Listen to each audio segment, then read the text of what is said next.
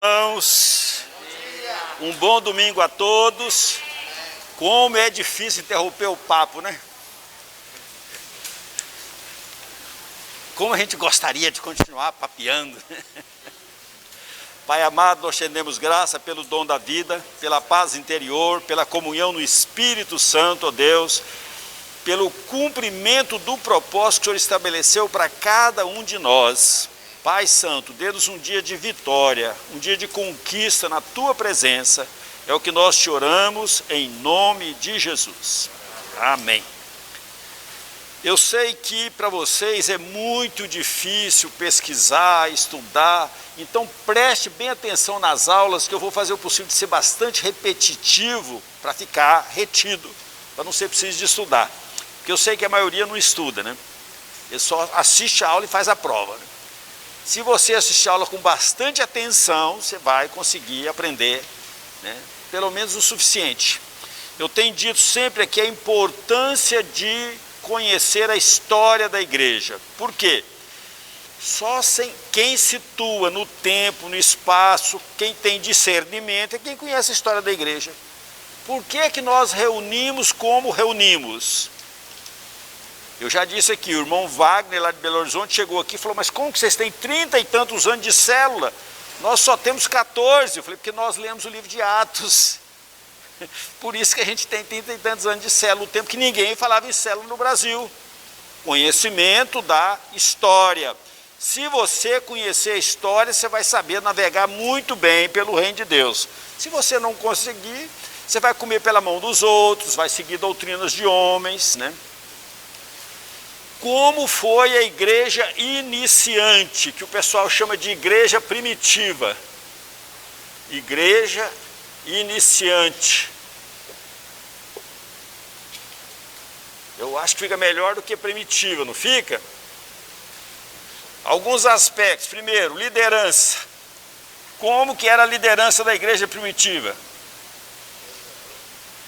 Começou com os apóstolos, que depois sentiram necessidade de instituir os diáconos para cuidar das coisas materiais, suprir as viúvas, né? E a Bíblia chama de presbíteros. O que é presbíteros?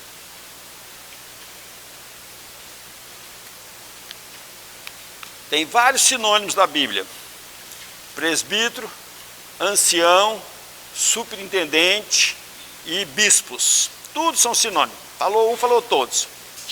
Cada pessoa adota um nome como se aquele nome fosse sagrado. Eu tive aula com o diretor da Sociedade Bíblica do Brasil em São Paulo, e ele diz o seguinte: todas as vezes que eles fazem uma edição nova da Bíblia, que tira uma palavra, que é uma palavra sagrada, para uma denominação religiosa qualquer, eles viram uma fera, cai de pau matando, porque tirou a palavra deles, não pode tirar. Vou dar um exemplo: Assembleia de Deus. Você troca a palavra Assembleia por qualquer outro sinônimo, matam todo mundo, porque considera a palavra sagrada. Não existe isso. Presbítero, supervisor, ancião, bispo, é a mesma coisa. Então a liderança da igreja primitiva constava-se de presbítero e diáconos. São dois termos gregos que foi transliterado para o português. Presbítero é velho, no grego, e diácono é servo. Servo. Diácono é servo. Com o passar dos anos, nós estamos na igreja primitiva os primeiros 100 anos. Logo em seguida, os apóstolos morreram e começou os pais apostólicos. Na época dos pais apostólicos já começou a haver muita perseguição e surgimento de alguma heresia. A primeira heresia que surgiu no meio cristão foi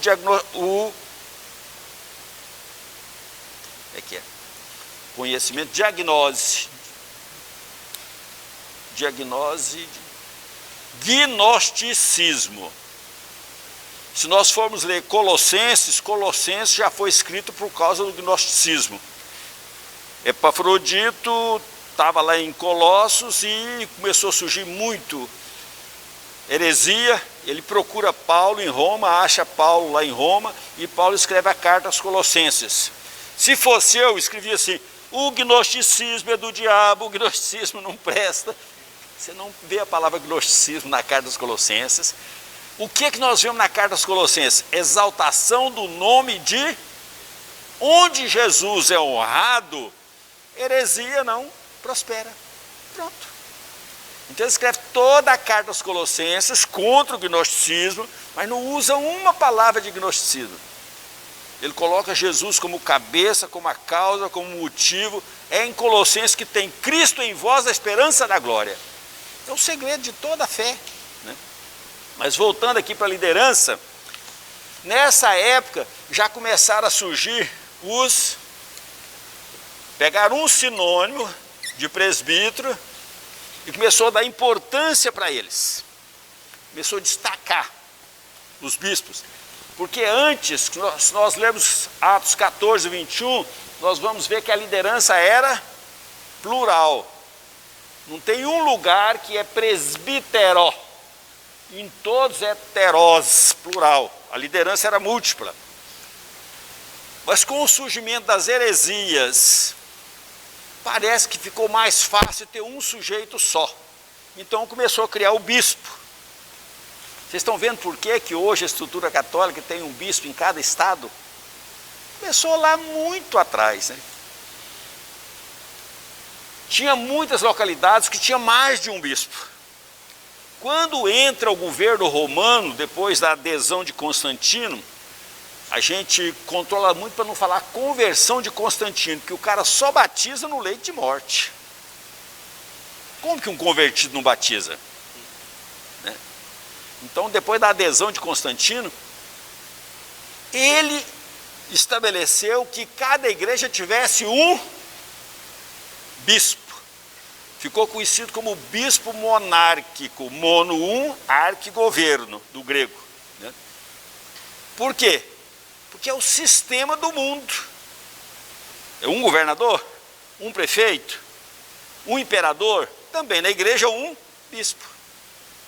Aí estabeleceu-se o bispo monárquico, depois, né, da igreja imperial, da época do Constantino.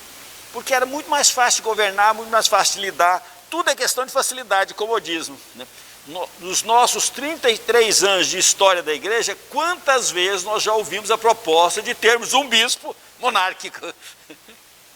Tem que resistir. Se você não resistir, o mundo entra com seus princípios mundanos. Parecem ser mais prático, mais funcional, só que não é bíblico. Só isso, só que não é bíblico. Então a liderança, que era muito simples, formada entre presbíteros e diáconos, começou a degenerar e começou a surgir a hierarquia. Só para completar o assunto, para a gente entender. O que é papa? Pai, muito bem.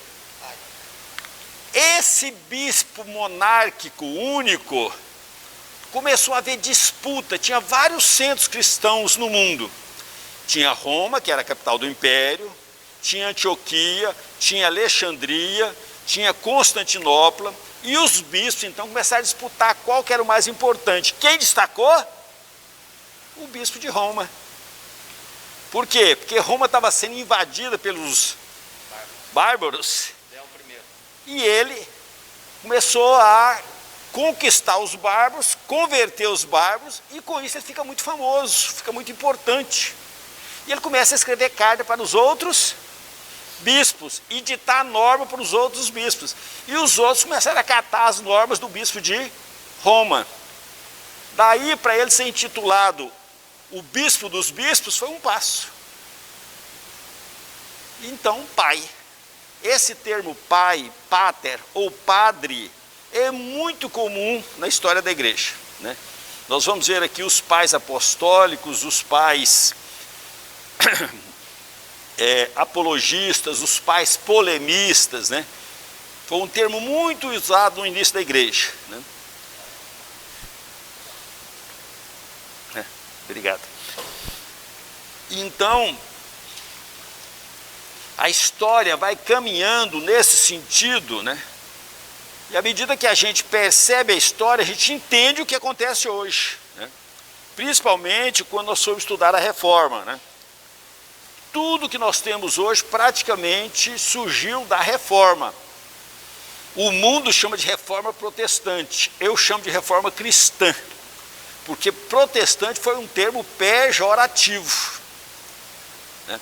Lutero propõe as 95 teses, aquilo espalha, porque já tinha imprensa, foi lá copiar, imprimido, espalhou para o mundo, e fizeram um acordo.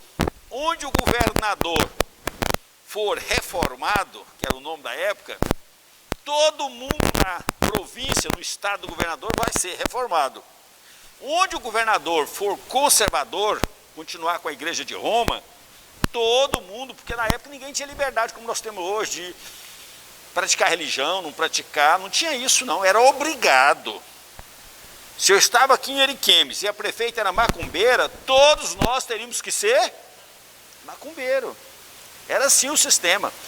Vocês veem a coisa tão séria, quando Calvino vai para Genebra, ele institui lá a reforma, foi um dos centros da reforma do mundo, e no domingo ele mandava buscar as prostitutas debaixo de pinhola para ir para a igreja assistir a escola dominical. Tinha que assistir, era obrigado, não tinha esse negócio não. Durante a semana elas podiam prostituir à vontade, mas domingo na escola dominical. Hoje para nós isso parece ridículo, mas o sistema era esse. Então o nome protestante surgiu do seguinte: aqueles príncipes que eram os governadores não honraram o contrato de cada província, a religião ser do príncipe. Quando eles não honram o contrato, os príncipes reformados protestaram. Aí ficou conhecido como a religião protestante, pejorativamente. Como o problema dos cristãos. A primeira vez que são chamados cristãos é em Antioquia. Antioquia era a capital da Síria daquela época. Não era Jerusalém, não era na Judéia, já era num outro país. Com a perseguição em Jerusalém, o centro do cristianismo desloca para a Síria. Antioquia da Síria, que era a capital da Síria na época. E ali eles falavam tanto de Cristo, que o pessoal começou a apelidá-los de cristozinhos. Esses cristinhos, cristozinhos, daí a palavra cristão. Também no sentido pejorativo, né? Normalmente na fé, tudo que acontece é no sentido pejorativo, crítica, desprezo, porque o mundo nunca vai amar o que é seu. E aqui eu vou te dar um consolo muito grande. Se você está esperando um dia ser amado, reconhecido, elogiado, ovacionado, aplaudido pelo mundo, esquece. Se eles mataram o nosso rei, o que não fará conosco? O próprio Senhor Jesus disse isso. Se fizer assim com o ramo verde, o que não fará com o galho seco? Nós somos inimigos do mundo, contrário ao mundo, avesso ao mundo, oposto ao mundo, e o mundo nunca vai nos aplaudir. Se você está esperando fama do mundo, reconhecimento do mundo, desista, não vai ter. Vamos ouvir alguma coisinha aqui, para depois nós darmos sequência. A gravura do Inácio de Antioquia, ele ficou muito famoso na época da perseguição, porque a perseguição era tão intensa que eles desenvolveram algumas filosofias acerca da perseguição. O que é que eles diziam? Diziam o seguinte, que os verdadeiros cristãos eram aqueles que eram mortos por feras. E começou a criar no interior das pessoas um desejo de ser martirizado. Um pouco mais tarde, em Alexandria, no Egito, teve um irmão chamado Leônidas que foi martirizado. O filho dele, Orígenes, também queria ser martirizado junto do pai. E a mãe, tentando conter o filho, não conseguia, ela pegou as roupas do filho todinho e queimou, para ele não sair nu na rua, para ir ser martirizado, porque ele queria ser martirizado. Como ele não consegue ser martirizado, sair à rua, o que é que ele faz? Ele se castra. Ele se castrou. Mais tarde ele torna muito importante na igreja, ele se tornou um teólogo famosíssimo, Orígenes, escreveu muita coisa, nós vamos ver a história dele daqui um pouco, mais na frente. E eles queriam eleger bispo, só que o bispo não poderia ser defeituoso. E ele era defeituoso, ele era castrado. Então Orígenes não pôde ser bispo por causa da autocastração. Algum tempo atrás, não sei se vocês ficaram sabendo, aqui em Cacoal, um irmão também se castrou, tentando vencer, né, a tentação sexual. Como se a tentação estivesse no testículo, né? A tentação não está no testículo, né? A tentação está na alma. Você pode arrancar os testículos que a tentação vai continuar do mesmo jeitinho. A igreja iniciante é também conhecida por igreja apostólica. Vai do ano 33 ao ano 100 depois de Cristo. Depois da igreja apostólica vem chamada igreja perseguida. Eu vou sempre fazer algum resuminho no quadro para vocês reter isso, porque essas coisinhas aqui é básica, todo mundo tem que ter isso na cabeça, viu? Então vocês estão vendo que eu estou fazendo de cabeça, não estou olhando em lugar nenhum. A igreja perseguida, ela destacou por 3 aspectos. Primeiro, surgiram os pais. Tinha os pais pós-apostólicos, os pais apologistas, que a irmã acabou de falar. O que era um pai apologista? Apologista.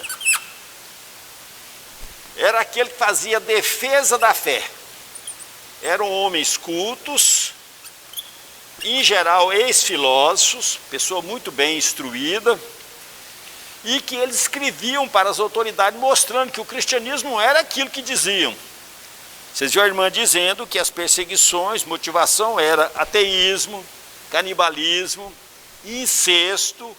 O irmão casava com a irmã, era abominável, né? Porque o marido chama a esposa de irmã e a esposa chama o marido de irmão. Até hoje o nosso meio é assim. E eles propositalmente, malignamente, pegava isso e fazia uma narrativa. Vocês estão vendo a política hoje cheia de narrativa, né? Isso não é novo, isso é muito antigo. Fazia narrativa para justificar os seus pontos de vista, né? Eles também faziam narrativas. Além dos pais apologistas, surgiu também os pais, um pouco mais tarde, polemistas. O que eram os polemistas? É aqueles que discutiam doutrina contra a heresia. Doutrinas, eles formulavam doutrinas contra heresias. E nessa época também surgiu as heresias. Como eu disse, a primeira heresia que surgiu no cristianismo foi eu esqueço o nome. Vem de diagnose, gnosticismo. O que consistiu o gnosticismo? A salvação era através do conhecimento, por isso gnose. A palavra gnose em grego é conhecimento. E eles estipulavam os deuses numa hierarquia. Jesus não era Deus, era um semideus, né? Era um demiurgo, abaixo de Deus.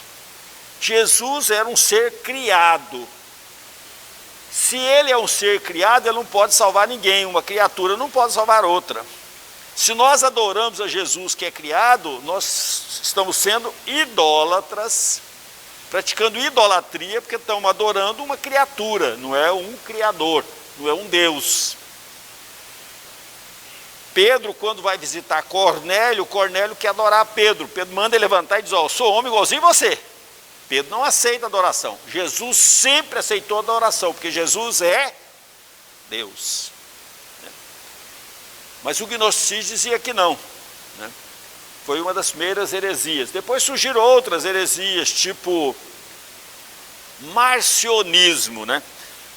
Marcião era um armador que construía navios, ganhou muito dinheiro e investiu todo o seu dinheiro para disseminar a sua fé. O que era a fé de Marcião? É que o Deus do Velho Testamento não era o Deus do Novo. O Deus do Velho Testamento era cruel, mandava matar, fazia, acontecia. E o Deus do Novo era Deus do amor.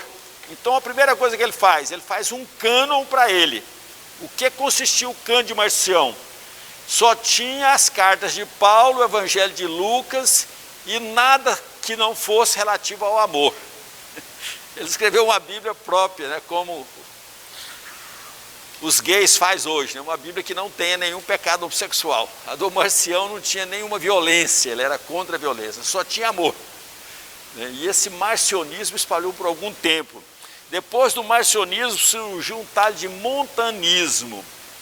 Foi fundado por um sujeito chamado Montano, e esse sujeito, ele tinha algumas coisas estranhas, mas o pior que ele tinha era ser despertado espiritualmente. Ele era um cara avivado. Então no meio deles tinha algumas profetisas, essas coisas tais, né? E a igreja clássica da época abominou aquilo e considerou como heresia, né? E foi banido, né? O Montano com todas as suas doutrinas. Mas o problema dele é que ele era bem avivado, bem espiritual, né? E tinha alguns desvios, como todos avivados têm alguns desvios, né? Eram as heresias. Então essa é a igreja perseguida. Depois da igreja perseguida, nós vamos ter a igreja... Muito bem, estão gravando. Vocês têm que saber essa sequência, gente. Senão vocês não vão entender isso. Por que a igreja imperial? Porque o imperador Constantino se converte. Não sei, né? Faz um edito. Quais foram os dois editos que tem na história da igreja? O do Constantino, chamado Edito de Milão. No ano 313 da nossa era cristã, ele faz uma lei de tolerância, que o cristão não podia mais ser perseguido. Tinha que ser tolerado, tinha que ser considerado cidadão com direitos. E mais tarde tem um outro edito, chamado Edito de Tessalônica. Tessalônica. Vocês já viram que o nome do edito é o nome da cidade, né? Milão e Tessalônica, né? Esse aqui foi no ano 381 da nossa era cristã. Foi feita pelo imperador Teodósio. O que constava o edito de Tessalônica? A religião oficial do Império Romano é o cristianismo. À primeira vista, esses editos foram muito bons, trouxe benefício, acabou a perseguição, acabou a mortandade, acabou os horrores. Mas, por outro lado, o que propiciou isso? O mundo dentro da igreja. Por que se constrói basílica? Basílica. O que é uma basílica?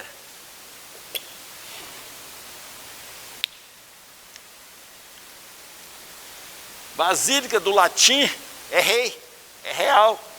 Então é uma construção suntuosa. As basílicas todas tinham o mesmo padrão.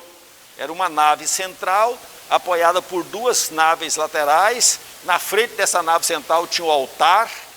Esse estilo de igreja romana que tem até hoje, né? Vocês sabem por que as nossas igrejas evangélicas não têm o estilo de basílica?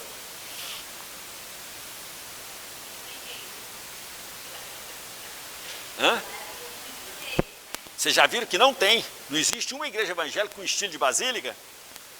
Porque era proibido por lei no Brasil. Quando Dom João VI muda para o Brasil e que a Inglaterra exige que o Brasil tinha que ser aberto para outras confissões, e impõe, o rei, com medo de Napoleão, cede, mas estabelece algumas regrinhas. Uma das regrinhas é que as outras religiões não podiam construir templo em forma de igreja, segundo a linguagem deles, né? Então por isso que os templos evangélicos nenhum tem forma de basílica. né, com torre, com aquele sistema, não tem nenhuma. Né? E eu acho muito bom para não parecer templo, porque Jesus nunca provou templo. Quando mostraram para ele aquelas pedras enormes, lá em Mateus 24:1, o que Jesus diz? Não ficará pedra? Os discípulos entusiasmados, olha que coisa suntuosa, que tamanho de pedra formando as paredes do templo. Jesus disse, não ficará pedra sobre pedra. Quem que é o verdadeiro templo? Não sabeis, sois o templo. Sim, eu sei, sou o templo. Isso é princípio da igreja, não é princípio da religião. A religião tem templo, né? E isso começou aqui, ó.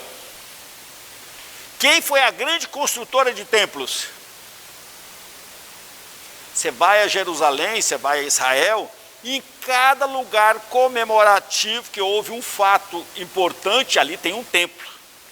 A grande construtora foi Helena, mãe de Constantino. Em 313 ela já começou a construir templo. Ela vai em Jerusalém, onde houve a crucificação e o sepultamento de Jesus, diz que é no mesmo lugar, é próximo, ela construi um templo. Vai em Belém, onde Jesus nasceu, constrói um templo. Vai na Galiléia, onde Jesus multiplicou os pães, constrói um templo. E em todos esses lugares você vai lá, tem um templo católico lá, tem um templo romano, né? Porque a Helena foi a grande construtora. O Constantino tinha o dinheiro, e a Helena já era convertida antes do Constantino, né? E ela então foi a grande construtora de templo. E os templos estão até hoje, né? Vamos ver um pouquinho sobre a igreja perseguida. Nós já falamos aqui, vamos repetir, né? Para vocês gravarem bem. Motivos da perseguição. Primeiro, os primeiros cristãos eram gente pobre. Gente rica não queria ter religião de gente pobre. Vocês têm uma noção, quando eu fui para a igreja em 1968, as igrejas assim eram pequeniníssimas. Uma igreja de 100 pessoas era uma igreja gigante. E a gente orava demais para as pessoas importantes converter, porque não tinha pessoa importante na igreja, era só pessoa simples. Um dos fatores que propiciou no Brasil que pessoas mais importantes convertessem, que não fosse ridículo ser evangélico, que não fosse vergonhoso, foi a Universal do Reino de Deus. Por quê? Porque as igrejas viviam nas periferias, era uma coisa muito simples. A Universal começou a trazer as igrejas para as avenidas principais e construir templos suntuosos, competindo com a igreja de Roma. E aí começou a converter artistas, esportistas, né? Aquele irmão corredor de Fórmula 1 fundou os Atletas de Cristo, né? E muitos esportistas, tipo Tafarel e outros, se converteram. E começou a dar uma dinâmica diferente no evangelho no Brasil. Estamos falando de evangelho no Brasil, né? Mas tradicionalmente o povo cristão era um povo simples. E as classes ricas não queriam ter religião de gente pobre. Além daquelas coisas todas que nós falamos, né? O incesto, o ateísmo, o canibalismo. As pragas, todas as vezes que vinha uma praga, uma tempestade, uma inundação, uma peste, culpa de quem? Dos ateus. Esses ateus que não adoram nossos deuses, estão atraindo a fúria dos deuses sobre nós. Por isso nós estamos passando por uma pandemia. Agora você imagina, uma pandemia como essa nossa atual. Descobrir um culpado, o que é que não vai ser feito com essa pessoa? Além do mais, o sentimento de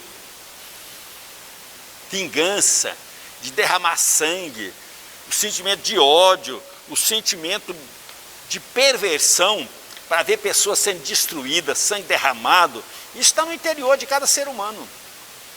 Havia um prazer, era um espetáculo, era um circo em que as pessoas participavam da perseguição dos cristãos.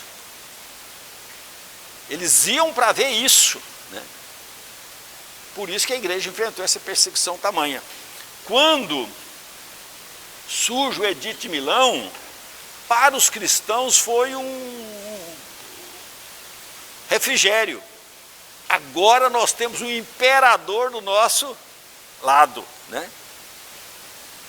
Vai acabar a perseguição, né? Agora nós vamos deixar de ser marginais, ser gente de segunda categoria, para ser pessoas importantes. Primeira coisa, o governador poderia frequentar um local simples como esse nosso aqui? O imperador? Não, então teve que começar a haver suntuosidade. Os líderes poderiam estar de roupinha assim, com as nossas manguinhas de camisa? Não, teve que surgir todas aquelas roupas importantes, né? Imperiais, que usam até hoje. Teve um irmão na história chamado John Knox, que ele foi o reformador da Escócia, né? Calvino foi o reformador da Genebra, uma cidade. E Escócia foi de um país. John Knox foi de um país, da Escócia. E uma das coisas que ele mais combatia era a roupa de padre. Não quero ver ninguém com roupa de padre. Essa maldição. Porque a igreja, ao se tornar imperial, ela teve que assimilar os conceitos, a cultura, os valores do mundo. E as roupas não poderiam ser mais roupas comuns, roupas simples. Tinham que ser roupas muito especiais.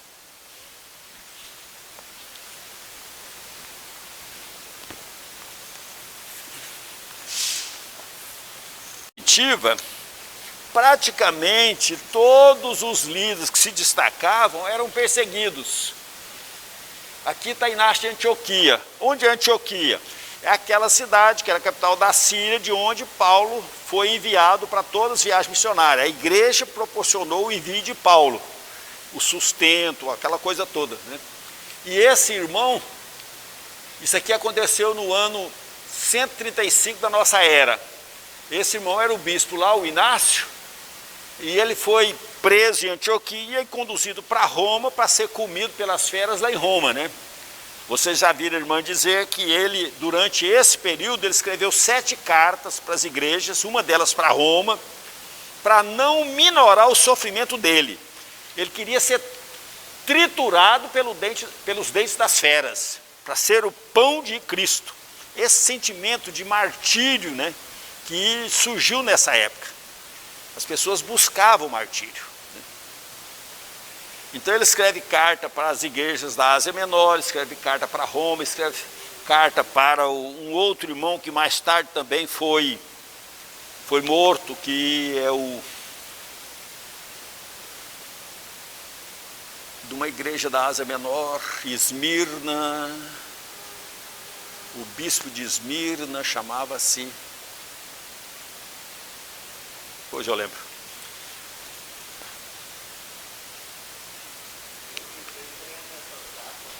Foi aqui, ó, igreja perseguida. Aqui, ó, igreja perseguida. Do ano 100 ao ano 313.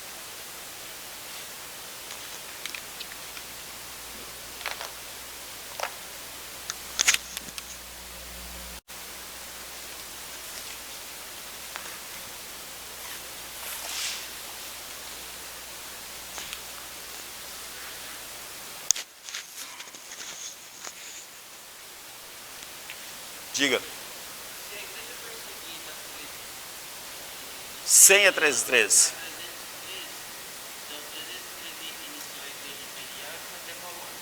Até 476, quando cai o Império Romano do Ocidente. Nós vamos mostrando a sequência, né? Cada época. Houve perseguição antes? Lógico, houve perseguição antes. Vocês viram a irmã falando agora há pouco da perseguição de Nero, né? Nero bota fogo em Roma e incrimina os líderes cristãos, dizendo que foram os cristãos que botaram fogo, e determinou a morte de todos os líderes cristãos.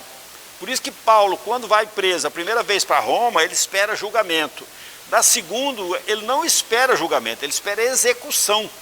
Quando escreve 2 Timóteo, ele estava já esperando a execução, porque já havia sido condenado. A condenação foi prévia. Nero condena todos os líderes cristãos à morte.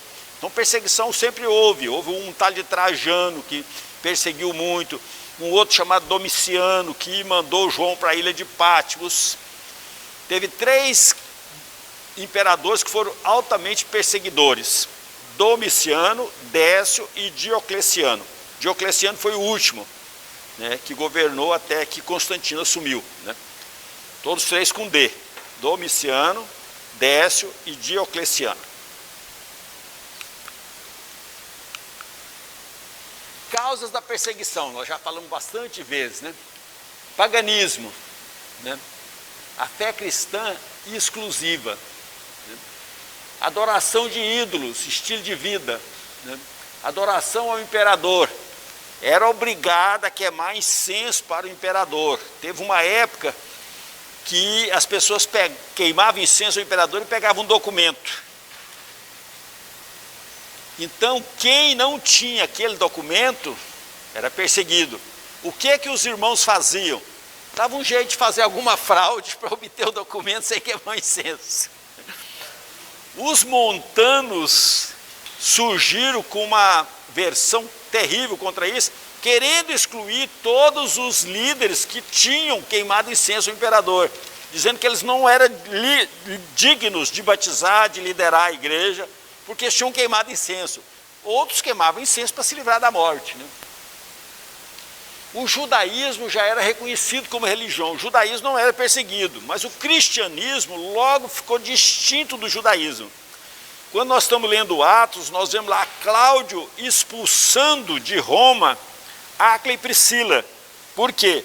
Porque naquela época judeu e cristão eram confundidos como a mesma coisa. Então Cláudio os expulsa de Roma por causa de confusão de um tal de um Crestus, que imagina-se que fosse Cristo. Por isso que Paulo encontra com Priscila e Áquila na cidade de Corinto. Eles são expulsos de Roma. Mas com o decorrer do tempo, o judaísmo e o cristianismo ficaram bem distintos. O judaísmo era reconhecido, o cristianismo não. As reuniões secretas, a festa ágape, né? Tudo isso era motivo de perseguição. Essa é uma das figuras da época, né? Isso aqui é o Coliseu. O Coliseu foi inaugurado no ano 90, né? Da era cristã. Isso era o Coliseu. E eles pegavam os cristãos, botavam lá, soltavam os leões. Nós já vimos um videozinho na aula passada, né? Os leões destroçando lentamente os cristãos para o deleite das massas, né? Pão e massa, né? Não tem revolução, não tem insurgência política se as massas tiverem pão e diversão, né? Outra figura do mesmo episódio, né? O Inácio de Antioquia, que nós acabamos de ver, sendo triturado pelas feras. E esse dos imperadores romanos que moveu perseguição nessa época, né? A cara do bicho aí, Trajano. Chuva acaba e se vai, né? Eu não vou ler todos esses slides, são muito interessantes, mas nós gastaríamos muito tempo, né? É um período em que surge uma perseguição muito acentuada, uma oposição muito grande contra os cristãos. Muitos desistem, muito volta atrás. Se você for ler o livro de Hebreus, um pouco antes dessa época, nós já vemos as pessoas tendo os seus bens confiscados, suas casas tomadas, né? E muitos retrocedendo, voltando a ser judeu novamente, porque o cristianismo nasceu no meio do judaísmo, né? Então muitos desistiram de ser cristão e voltaram a ser judeu. Lembra-te, pois, de onde caíste, arrepende-te e volta à prática das primeiras obras, se não venho a ti, moverei do seu lugar o teu candeeiro, caso não te arrependa. Apocalipse 2, 5. É uma citação para a igreja de Éfeso, né? O declínio do segundo século da fé cristã, em visão e prática, é visto como sendo algo ligado com o fato de a direção profética foi perdida, a expectativa de retorno rápido do Senhor se enfraqueceu. Os primeiros cristãos tinham uma convicção absoluta que Jesus voltaria de imediato. Paulo escreve: nós, os vivos, seremos sugados para o céu. Os mortos vão ressuscitar primeiro. Então Paulo tinha convicção que Jesus voltava enquanto ele estivesse vivo. No segundo século isso começa a desvanecer. e as pessoas começam a perder a fidelidade, né?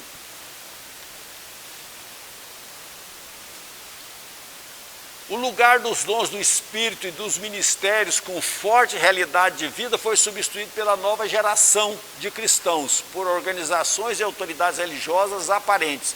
O mesmo acontece hoje em estruturas denominacionais, onde a autoridade do líder é mais legal do que real.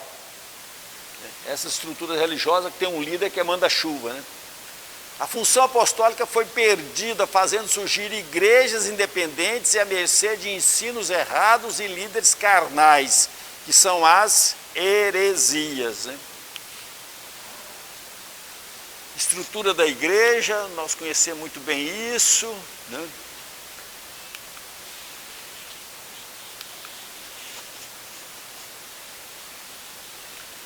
Se assim não for, surgem os partidos, as facções e finalmente as denominações. Estão vendo de onde vêm as denominações? Vem de facções que surgem dentro do corpo de Cristo. O Amarildo é de uma facção, o Marcelo D3 é de outra, então o Amarildo arrasta todos aqueles que são simpáticos a ele e funda uma outra denominação. A do D3 é Brasil para Cristo. O Amarildo funda Cristo para o Brasil. Eu cheguei em Sorocaba uma época, isso acontece até hoje. Eu cheguei em Sorocaba uma época e tinha lá uma igreja que fazia parte do G12. Todo mundo conhece o G12, né? Governo dos 12, que foi fundado pelo irmão César Castelhano lá na Colômbia, né? E parece que era um troço bom, mas quando chegou no Brasil, o Brasil tem o dom de apodrecer tudo, né? Aqui virou uma porcaria. E lá em Sorocaba tinha um irmão lá que era o líder dos 12. Aí ele desentendeu com o próprio filho. O filho saiu, abriu de frente e botou uma faixa muito grande, eu vi a faixa. O dízimo aqui é 2%. Quantos ficaram com o pai? Ninguém. Foi todo mundo para o filho.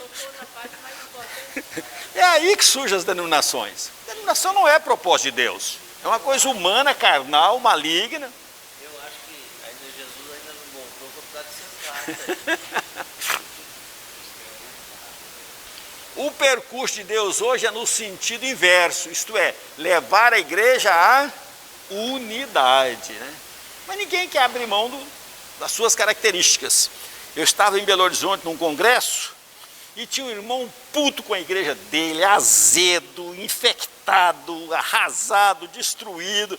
E eu me compadeci daquele irmão, chamei ele à parte, falei, irmão, existe o reino de Deus e tal. Fui explicando, ele falou assim, você está querendo insinuar que eu devo deixar a minha igreja? A minha igreja tem 300 anos, a minha igreja é rica, a minha igreja tem história. Eu falei, então fica com a sua igreja. Estão vendo o motivo por que as pessoas querem ficar na igreja?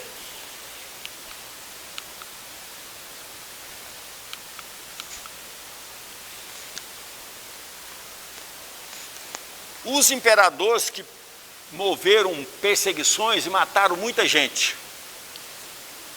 De Trajano a Antonino Pio, do ano 98 ao ano 161. Martírio de Simeão, né? Inácio, bispo de Antioquia, da Síria, em Roma, né? Perseguição de Marco Aurélio, do ano 161 ao 180. Policarpo, que foi um dos caras que o Inácio de Antioquia escreveu carta, era o bispo de Esmirna, queimado vivo. Esse Policarpo tinha 80 e tantos anos e era um sujeito muito querido, muito amado, um sujeito muito bondoso, muito carismático. Então o algoz dele diz o seguinte, Policarpo, nega Jesus e fica vivo. E Policarpo diz o seguinte, como que eu posso fazer o mal para quem só me fez o bem? 80 e tantos anos servindo ele só me faz o bem, como que eu posso fazer o mal para ele, né? Eu prefiro ser queimado, né? Justino Mártir, que a irmã falou que era um filósofo grego, né, que escreveu Apologética, né, Defesa da Fé, e foi martirizado em Roma no ano de 166. Né? Sétimo Severo, que foi imperador romano de 193 a 211, foi conhecido na época como anticristo pelas suas crueldades. Né? Quem que ele martirizou Leônidas. Leônidas era bispo de Alexandria, que é pai de Orígenes. Quem foi Orígenes? Falei agora há pouco. Foi o rapaz que se castrou, né? Quando o pai foi martirizado, ele queria ser martirizado junto, né? A mãe não permitiu, queimando todas as roupas dele para ele não sair nu na rua, né? E ele foi muito produtivo no reino de Deus, mais tarde, né? Também Perpétua, que era uma nobre da cidade de Cartago. Cartago ficava no norte da África, né? E Felicidade, sua escrava.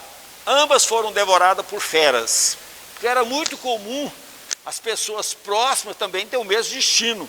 Por isso que quando prende Jesus, o que é que os discípulos fazem? Vaza. Porque era muito comum prender o líder, martirizar o líder e também os próximos, os associados, como aqui, ó.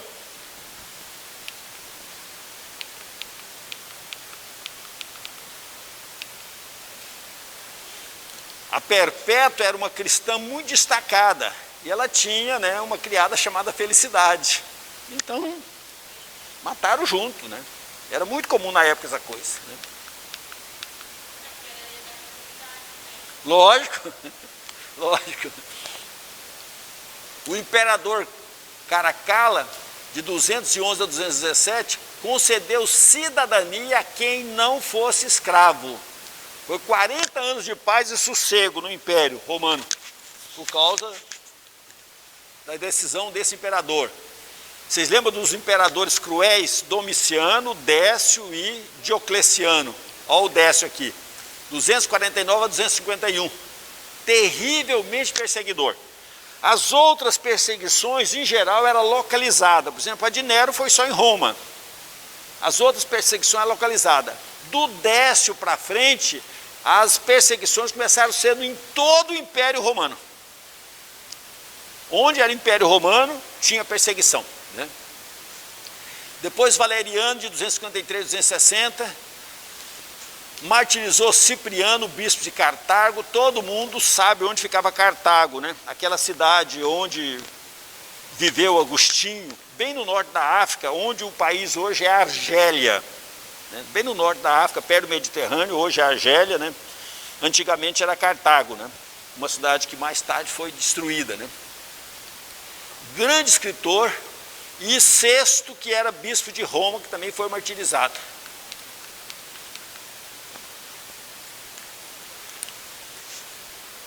Havia dois centros de doutrina teológica, Alexandria e Antioquia. Alexandria desenvolveu um sistema de interpretação da Bíblia chamado alegórico, né? E Antioquia desenvolveu um sistema de interpretação da Bíblia chamado histórico-gramatical, que é o que nós usamos até hoje. O que é alegórico? Alegórico é o seguinte: Abraão manda seu servo, como chamava o servo de Abraão, que foi buscar Rebeca para o Isaac? Eliezer. Então, a interpretação alegórica dizia o seguinte: Abraão representava Deus Pai, Eliezer representava o Espírito Santo, Rebeca representava a igreja, e ia fazendo assim, à vontade. Isso não tem nenhum fundamento, não tem nenhuma lógica, foi um sistema que foi usado por muitos anos. Até hoje algum pregador usa fazer isso. Isso não é bíblico, não é correto. O correto é o sistema histórico-gramatical. Você pega a história, vê a gramática, né? Aonde que diz que Rebeca representa a igreja? Lugar nenhum, então. Onde que diz que Eliezer representa o Espírito Santo? Lugar nenhum, então está banido. Mas isso desenvolveu muito na escola de Alexandria. Essa escola foi fundada por Panteno, um filósofo, né, grego, de princípio estoico. Vocês sabem que lá na Grécia tinha 3 correntes filosóficas: epicureus, histórico e... o outro não está na Bíblia, não está em Atos 17. Cínicos. Cínicos vem da palavra kiné, que é cachorro em grego. Então, aquelas pessoas que viviam igual cão. Vocês sabem que o cão não tem nenhuma responsabilidade, né? E eles disseram o seguinte, que a melhor maneira de viver é viver como um cão, sem compromisso, sem responsabilidade, né? Onde der para dormir, dorme, onde tiver que comer, come, porque se você tem uma mala, você tem um compromisso, carregar aquela mala. Onde você chega, você tem aquela mala, é um peso. Então os cínicos, né, que hoje tem um outro sentido, né, era aquela filosofia que o cara não devia ter nada para não ter nenhum compromisso, nenhuma responsabilidade, ser totalmente livre, ser totalmente feliz. Porque todo mundo busca felicidade, né? Clemente, houve dois Clementes na história muito conhecidos. Um foi o Clemente de Roma, que foi na época dos apóstolos ainda. Ele escreveu carta para a igreja de Antioquia, para a igreja dos filipenses, né, de Filipos. E houve um outro Clemente, que é esse aqui, que viveu do ano 150 a 215 e escreveu livros contra o paganismo. E o próprio Orígenes, que é o filho do Leônidas, né, que viveu de 180 a 254, livros sobre vários temas. Esse aqui foi muito prolífico. Inclusive ele escreveu uma versão da Bíblia do Velho Testamento em 6 idiomas, chamado Hexapla. Nós vamos ver logo em seguida o slide, né? Era um cara muito inteligente, né? Muito produtivo. Escola da Ásia Menor, Ireneu. Ele nasce na Ásia Menor, depois ele muda para a França, né? Escritor e evangelista. Escola do Norte da África, Cartago, foi um centro, né, de evangelismo, um centro cristão, né? Tertuliano, viveu do ano 160 a 220, desenvolveu o pensamento teológico. Tertuliano tem uma marca muito grande nele, foi o primeiro sujeito a bolar o termo trindade. Qual a importância disso? Os judeus, durante séculos e séculos e séculos, aprendeu que existe só um Deus. Vem Jesus fazendo coisas que só Deus pode fazer. Eles não admitiam um segundo Deus, só existe um Deus, Jeová, Yahvé. Quando Jesus vai voltar para o Pai, ele promete mandar um. Agora um virou 3. O judeu não aceitava isso, como não aceita até hoje. Então foi preciso que os cristãos, a igreja, elaborasse esse sistema. Olha que quando é que Tertuliano viveu? Gastou todo esse tempo para que isso fosse elaborado. A Trindade, por isso esse nome não aparece na Bíblia. Esse nome foi cunhado por Tertuliano. Ele cunha o termo Trindade e explica Pai, Filho e Espírito Santo, um só Deus, em 3 pessoas, com a mesma essência, com as mesmas qualidades, com a mesma substância, mas não é a mesma pessoa, são 3 pessoas. Até que Tertuliano faz isso, surgiu algumas heresias. Uma das heresias era conhecida como modalismo. O que é o modalismo? Existe um Deus que apresentou em 3 formas: em forma de Pai, em forma de Filho, em modo, né, por isso modalismo, né, ou modalista, e em forma de Espírito Santo. Negócio muito inteligente até essa heresia, né? Só que nunca foi aceita pela igreja. O que foi aceito foi a forma bolada por Tertuliano, Trindade. 3 pessoas, um só Deus, a mesma essência, a mesma substância. Os 3 são independentes um do outro, mas todos são Deus. Tanto faz se orar para o Pai, para o Filho, pelo Espírito Santo. É a mesma coisa, porque é o mesmo Deus. Mas são 3 pessoas distintas. Isso gastou muito tempo. Quem escreve também muito bem sobre isso é Agostinho. Aurelius Agostinus. Viveu em Cartago, viveu em Hipona, nasceu em Tagaste, né? Filho de Mônica, filho de Mônica, no início da sua vida extremamente depravado. Ele deixou uma frase muito nobre, né, conhecida, que ele não suportava mais a lascívia, né? E um dia ele orou a Deus: Senhor, me livra da lascívia, mas não hoje. porque ele gostava da Síria. Com 16 anos, Agostinho já tinha uma amante chamada Flora. Teve um filho que deu o nome àquele que Deus deu, em latim, Adeodato, né? Mas o filho, quando completa 17 anos, morre, né? Agostinho se converte através da pregação de Ambrósio e nunca mais se casa. Diz a história que Agostinho nunca conversava com uma dama sozinho. Para conversar com uma dama tinha que ser acompanhado, porque ele se tornou extremamente rigoroso, né? Depois de Tertuliano, Cipriano, ano de 160 a 258, né? Hábil, competente escritor, tornou-se um dos pais polemistas, né? Tá aí a heresia, né? Que já falei várias vezes hoje, o gnosticismo, vem da palavra gnose, que é conhecimento, sabedoria. Essa palavra gnose deu no português diagnóstico, gnose, conhecimento. Então, através do raciocínio do conhecimento, a gente detecta a doença do paciente. Diagnóstico, vem de gnose. Esse gnosticismo foi bem no início da igreja cristã, e ele preconizava, né, tudo isso que nós já falamos aqui, e ainda mais um conhecimento secreto. Não era todo mundo que poderia ser gnóstico. Tinha aqueles mais iluminados. Alguma semelhança com algum tipo de movimento do meio cristão? Alguns especiais para ajudar o raciocínio de vocês. Eu vou dar a dica que vocês conhecem. Alguns canelinhas de fogo, vem de lá, ó. Só pode orar para mim a Dorinha, porque ela é especial, ela tem uma canelinha quente. Se ela orar, Deus vai ouvir e eu vou ser curado.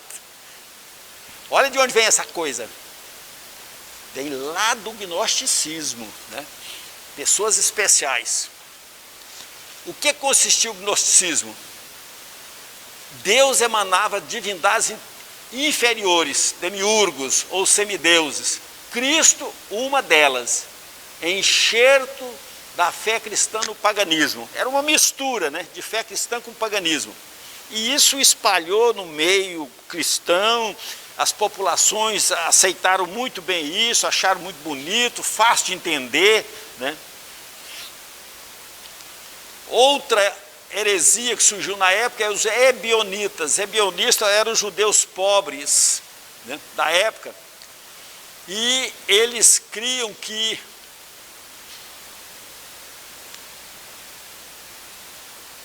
o importante era o sistema jurídico, judaico, o judaísmo, e eles não aceitavam os escritos de Paulo. Foram esses ebionitas que refugiaram lá, naquele palácio que Herodes constrói em cima do monte, ao lado do Mar Morto. Como que chamava o palácio? Tem até filme, Massada. Foi esses judeus pobres que refugiam lá, e que o Império Romano cerca o palácio, eles resistem, tinha víveres lá em cima para eles suportar. Nós já vimos aqui, né, a fotografia de Massada, né? E eles ficam lá por 1 ano e meio resistindo ao Império Romano, até que o Império Romano faz uma rampa de terra à mão, e os soldados tinham dificuldade para trabalhar, porque eles estavam trabalhando, eles soltavam pedra lá de cima, né, e as pedras vinham atingir os soldados. Depois que faz a rampa, sobe o ariete, né? E tem um filme, no filme é muito bonito. Eles estão no ariete jogando setas inflamadas, e o vento dando o contrário. E as setas batiam, mas o vento soprava o contrário, não pegava fogo na fortaleza e não atingia. Num determinado momento, o vento vira. E no filme diz o seguinte: Deus nos entregou na mão dos romanos. Então o que eles fazem? Combina de um matar o outro, matar o outro, matar o outro, e o último que fica, suicida. Quando os romanos entraram em Massada, só havia cadáveres, não havia mais nada. Maniqueus foi outra heresia fundada na época. O fundador dos maniqueus foi um tal de Mani, morto por o governador da Pérsia em 276. Ele preconizou um sistema de filosofia de dualismo. Que consistia o dualismo? Reino das trevas e reino da luz. Né? Rejeitava Jesus, cria num Cristo celestial. Para eles a matéria não tinha importância, o que tinha importância é o espírito. E tudo dicotomizado, um oposto ao outro. Isso era o maniqueísmo. Quem foi maniqueísta? Santo Agostinho, antes de se converter. Ele primeiro foi maniqueísta, não se sentiu realizado no maniqueísmo, tinha muitas perguntas que o grande líder dos maniqueístas não conseguiu responder. Aí ele foi para a filosofia platonista, um discípulo de Platão chamado Plotino. Para isso ele teve que abandonar a amante, a Flora, e a Flora ficou muito indignada, dizendo o seguinte: se eu tivesse sido trocada por uma outra mulher, eu aceitaria, porque eu tinha perdido. Mas ser trocada pela filosofia, né? E os filósofos da época todos tinham que ser barbudos, celibatários, tinham que ser celibatários. E ele foi, né, neoplatonista por alguns anos, até que ele foi transferido de Roma para Milão para dar aula. Os alunos de Roma não pagavam e não tinham interesse pelas aulas, viu? Alunos não tinham interesse pelas aulas, isso é novidade? E lá em Milão, ele decepcionado com a retórica, Agostinho era professor de retórica, era muito inteligente, muito capaz. Aí ele ia para detrás da catedral de Santo Ambrósio, ouvir Santo Ambrósio. Ele não entrava na nave, ele ficava por detrás, escutando. E com isso ele começou a assimilar os princípios cristãos. Só que ele não tinha tido um toque ainda no coração. Era só conceitos. Por acaso na igreja hoje tem alguém assim? Só conceito, não tem vida cristã? Agostinho viveu um tempo assim. Aí um dia ele conversando com Alípio, num quintal, ele escutou umas crianças brincando próximo ali do quintal, e uma voz entre essas crianças dizia: toma e lê, toma e lê. Ele estava com a Bíblia não está aqui, né? Ele estava com uma Bíblia, aí ele vai, pega a Bíblia e abre em Romanos 13, 13. Deixa a vida de orgia, deixa essa bagunceira toda e se rende ao Senhor. Nesse momento ele se converte. Aí ele torna uma nova criatura e assimila todas as verdades bíblicas, né? Mas ele teve um período entre o convencimento intelectual e o novo nascimento. Ele só nasceu de novo quando ele teve essa experiência. Interessante que aí ele muda de Milão para o norte da África, né? Ele vai para Cartago, vai para Hipona, né? E quando ele chega no porto de Óstia, ele e a mãe tiveram uma experiência mística, transcendental, né? Tipo um arrebatamento, alguma coisa assim, né? Logo a mãe morre, né? E ele vai para o norte da África e lá eles o elegem bispo, né? Ele funda mosteiro, tudo, né? E vive como bispo até morrer, quando os vândalos invadem a região, né? E ele é morto.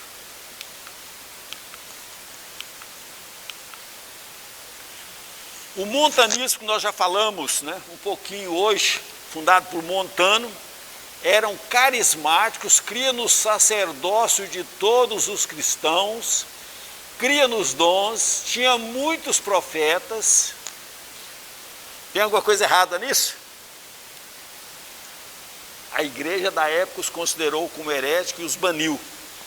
Um dos montanos foi Tertuliano. O que Tertuliano fez? Trindade, muito bem. Foi o que preconizou a Trindade. Foram banidos pela igreja vigente, né, vamos dar esse nome, porque na época não existia duas igrejas, protestante e católica, né, só existia a igreja vigente.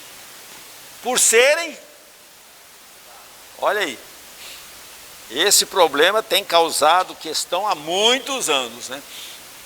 Nessa época da perseguição, a igreja crescia e se multiplicava, estava unida, pura, organizada, em crescimento pleno, né? Já tinha atingido vários milhares de seguidores.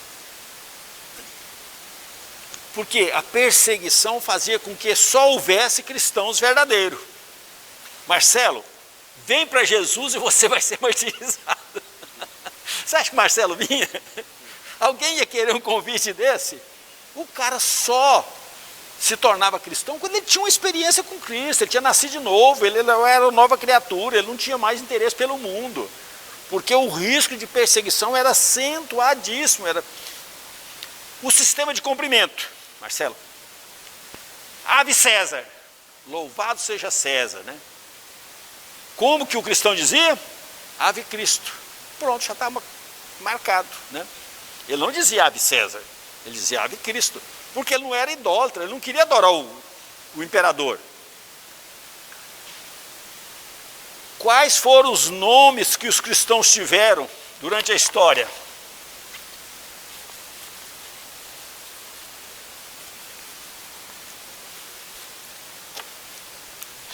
Qual foi o primeiro nome?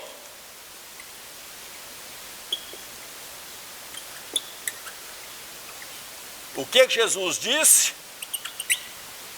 Eu sou o caminho. Então, o primeiro nome do cristianismo, caminho. Depois, peixe. Jesus Cristo, Filho do Deus Salvador. Jesus Cristo, Theos, Ruios, Soter, né? Jesus Cristo, Filho do Deus Salvador. Depois, lá na cidade de Antioquia, Cris, por ser parecido com o tal de Cristo, né? Foram os nomes que foi sendo usado, né?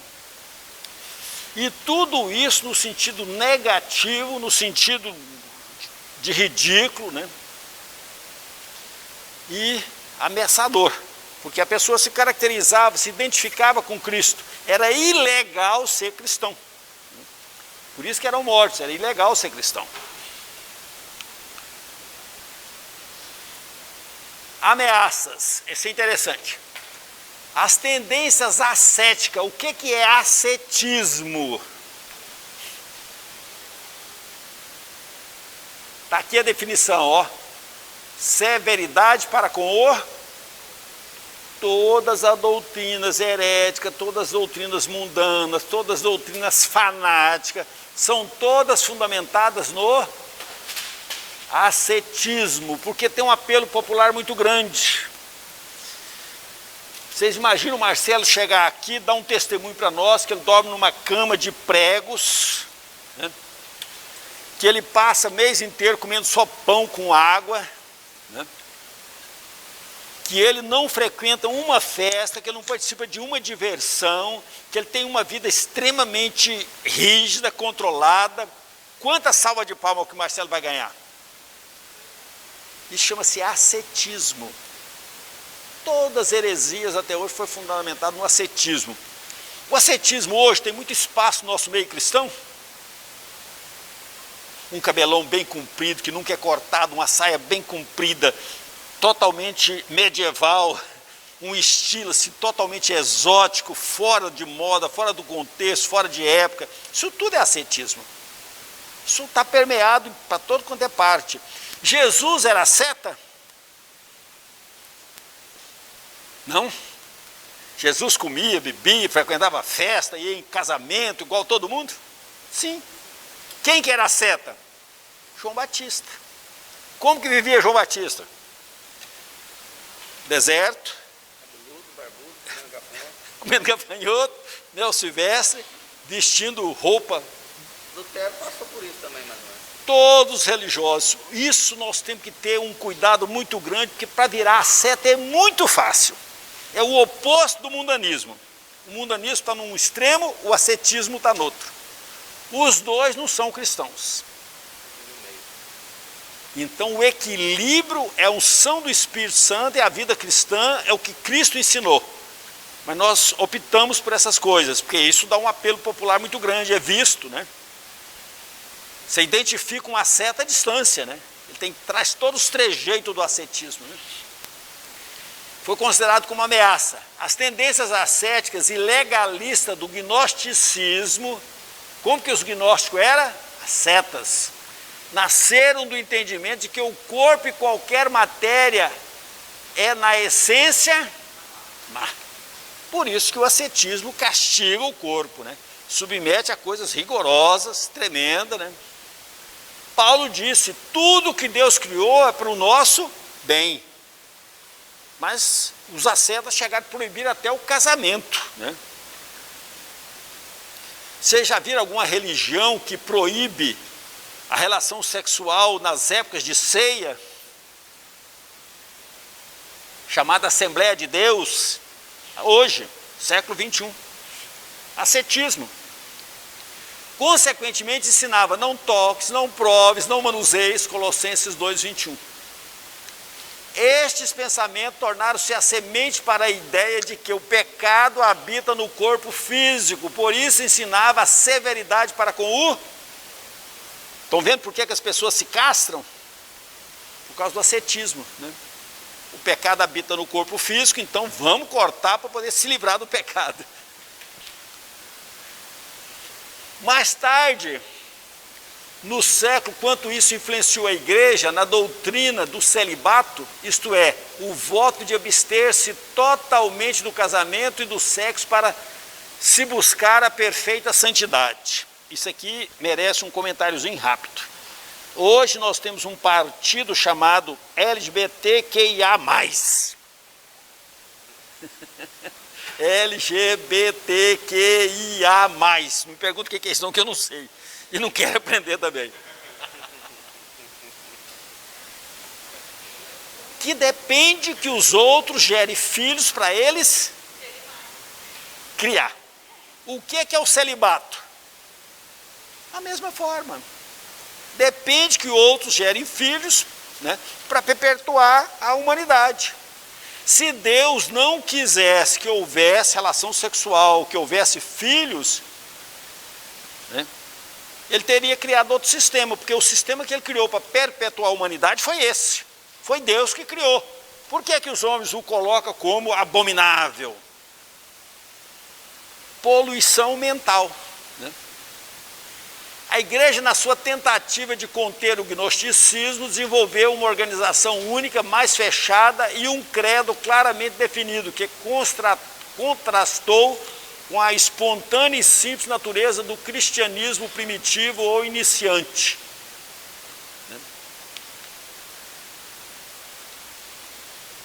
O gnosticismo tentava explicar Cristo com a filosofia pagã. Teve vários tipos de gnosticismo. Eu estou detendo aqui porque é importante a gente entender isso. Teve o tipo sírio. Saturnino, que era de Antioquia, pensava como Menandro, que há um pai absolutamente desconhecido que fez anjos, arcanjos, virtudes e potestades. O mundo, porém, é tudo quanto nele existe.